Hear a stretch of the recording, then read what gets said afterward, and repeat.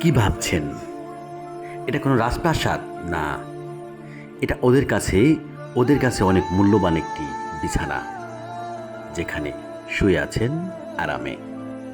শুধু তাই নয়, সারা দিন না খেয়ে, ওর মার খেয়ে, অন্যের মার খেয়ে, এভাবে এই রাস্তাটাকেই ও তার মায়ের বুক মনে করছেন।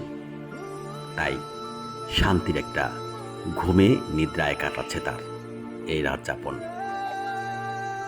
প্রিয় ভাই ও বোনেরা, আসুন এসব অসহায় পথ শিশুদের পাশে দাঁড়াই।